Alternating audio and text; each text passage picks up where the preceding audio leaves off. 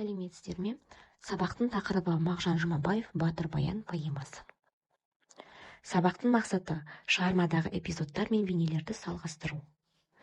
Суретке назар аударатын болсақ, бірінші суретте ноян да сол сұлуға тәп-тәтті балдай, мөлдіреп қарау шеті көзін талмай, мас болып дене түгіл жаны елжіреп, жұтқандай сол сәулені демін алмай.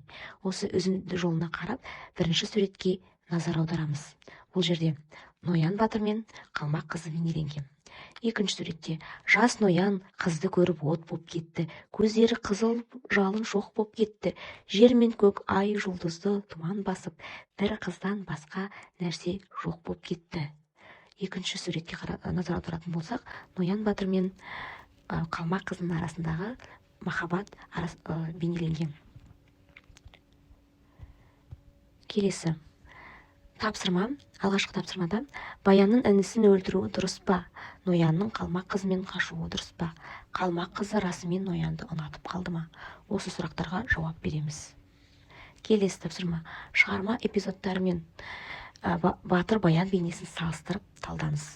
Бірінші, батыр баянның қалмақ қызын әкелген сәті. Осы эпизодты салыстырамыз.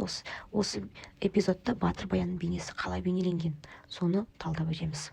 Қалмақ қызы мен ноянның ғашық болған кезін талдаймыз. Қалмақ қызы мен ноянды батыр баянның қолынан қаза болуы және батыр баянның ерлікпен қаза болуы.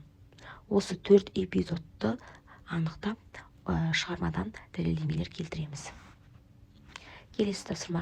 Егер мен ноянның орнында болсам, осы сұраққа өз ойыңызды білдіріңіз. Егер мен ноянның орнында болсам, менің ойымша себебі, мысал және осыған байланысты қорытынды шешімге келдім деп түр сөйлем арқылы дәлелдеңіз.